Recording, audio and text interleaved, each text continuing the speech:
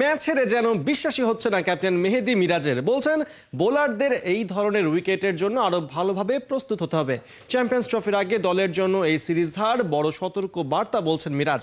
তবে ব্যাটসম্যানদের পারফরমেন্সে বেশ খুশি ক্যাপ্টেন। ওয়েস্ট ইন্ডিজের সেন্ট কিটস থেকে নাহিয়ান বিন জসিমের রিপোর্ট। 20 রান করে হেরে যাবো, এটা আসলে অবশ্যই অনেক ডিসঅ্যাপয়েন্টেড। আমি বিশ্বাস করিনি যে এই ম্যাচটা হারবো। আমির জঙ্গর ছক্কা মেরে সেঞ্চুরি হাঁকা, ডেবুটেন্টের কাছে টাইগারদের ম্যাচটাই হেরে বসা। 321 রান করেও এমন পরাজয় বিসিবি প্রেসিডেন্ট যেন কিছুতেই মানতে পারছিলেন না। চোখে মুখে স্পষ্ট রাজ্যের হতাশা। আতশবাজিতে ক্যারিবিয়ানদের ট্রফি নিয়ে উল্লাস, পাশেই দাঁড়িয়ে থাকা সিরিজের টপ রান স্কোরার রিয়াদ আর ক্যাপ্টেন মিরাজ। ব্যাট হাতে দারুণ একটা সিরিজ শেষ করেও দুজন বড্ড বেশি হতাশ।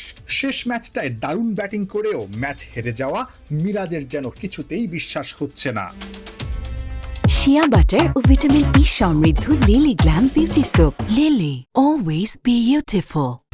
সবকিছু ঠিকঠাক থাকলে ওয়েস্ট ইন্ডিজের মাটিতে হ্যাট্রিক ওয়ানডে সিরিজ জয়ের উদযাপনটা বাংলাদেশ করতে পারত ঠিক এই জায়গাটায় দাঁড়িয়ে, কিন্তু সেই উদযাপনটা করেছে ওয়েস্ট ইন্ডিজ ক্রিকেট দল। এই 3 ম্যাচের ওয়ানডে সিরিজে বাংলাদেশ হোয়াইট ওয়াশ হয়ে গেছে। টি-20 সিরিজের আগে বাংলাদেশের আত্মবিশ্বাসের কোনো কিছুই আসলে থাকলো না।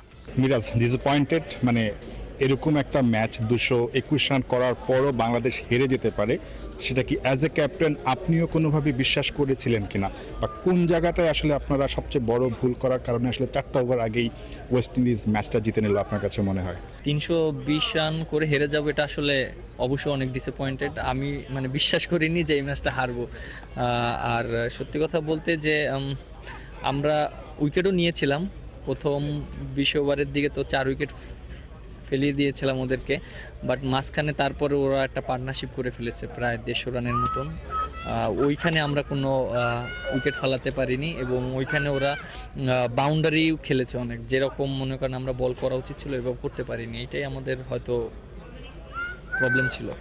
এই ধরনের একটা কন্ডিশনে বাংলাদেশের ব্যাটিংটায় মাহমুদুল্লাহ রিয়াদ যেখানে সাকসেসফুল, জাকির আলী অনেক ভালো করেছে, আপনি পজিটিভ দিক আসলে কোনগুলো দেখছেন এই সিরিজে? তিনটা ম্যাচে তো হেরে গেছি, বাট তারপরে তো কিছু পজিটিভ দিক নিশ্চয়ই আছে। জাকির আলী অনেক খুব ভালো ফিনিশিং দিয়েছে, রিয়াদ ভাই যেভাবে ব্যাটিং করেছে, এবং আরও তামিম যেভাবে ব্যাটিং করেছে উপর থেকে। সৌম্য সরকার আজকে একটা ইনিংস খেলেছে, এবং আমিও 2টা ইনিংস খেলেছিলাম। ওভারঅল আমাদের ব্যাটসম্যানরা খুব ভালো ব্যাটিং করেছে। আর পজিটিভ বলবো যে যেহেতু সামনে চ্যাম্পিয়ন্স ট্রফি, ওইখানে তো অনেক ভালো উইকেট থাকবে। এখানে যেহেতু 300 রানের খেলা হয়েছে, বোলারদের জন্য চ্যালেঞ্জ থাকবে। বোলাররা আরও কাজ করতে পারবে যে কোন জায়গায় আমাদের ইমপ্রুভ করতে হবে, যে আমরা 300 রান করেও হেরে গিয়েছি, আমরা ডিপেন্ড করতে পারিনি। সো ওইভাবে আমরা মেন্টালিটি আগাতে পারবো এবং আমাদের ল্যাকিংসগুলো নিয়ে কাজ করতে পারবো। ম্যাচ শেষে মেহেদী হাসান মিরাজ মাহমুদুল্লাহ রিয়াদের সঙ্গে লম্বা আলাপচারিতায় একটা লম্বা কনভারসেশন ছিল। নিঃসন্দেহে সিনিয়র ক্রিকেটার হিসেবে এই সিরিজটাতে বাংলাদেশ কোথায় কোথায় ভুল করেছে সেটা হয়তোবা জানার ছিল ক্যাপ্টেন মেহেদী হাসান মিরাজের। এই বছরটায় 6টা ওয়ানডে খেলে বাংলাদেশ 5টাতেই হেরেছে, মাত্র 1টা জিতেছে। এই আত্মবিশ্বাস নিয়ে চ্যাম্পিয়ন্স ট্রফিতে ভালো করতে হলে বাংলাদেশকে নিঃসন্দেহে ইউটার্ন নিয়ে আসলে ঘুরে দাঁড়াতে হবে। চ্যাম্পিয়ন্স ট্রফি নিয়ে আসলে ক্যাপ্টেন মেহেদী হাসান মিরাজের ভাবনাটা কি? আশা করি যে টিমের ভিতরে অনেক প্লেয়ার ইনজুরি ছিল, ইনজুরির জন্য হয়তো আফগানিস্তান সিরিজও খেলতে পারেনি, এই সিরিজও খেলতে পারেনি।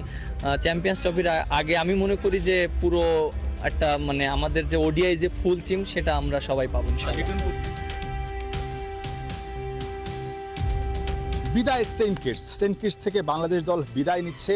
নতুন গন্তব্য সেন্ট ভিনসেন্ট, যেখানে বিশ্বকাপেও বাংলাদেশ টি-20 ম্যাচ খেলেছিল, এবং সেই আত্মবিশ্বাস কিংবা সেই অভিজ্ঞতাকে কাজে লাগিয়ে বাংলাদেশ দলের ক্রিকেটাররা নিঃসন্দেহে এই সিরিজটার অর্থাৎ ওয়ানডে সিরিজটার হতাশা কাটাতে চাইবে টি-20 সিরিজে। কিন্তু ওয়েস্ট ইন্ডিজের পাওয়ার হিটিংয়ের কাছে বাংলাদেশ কি আসলে দাঁড়াতে পারবে, সেই প্রশ্নটা কিন্তু আসলে থেকেই যাচ্ছে। Nahiyan Bin Jasim, 71, Warner Park, Saint Kitts, West Indies.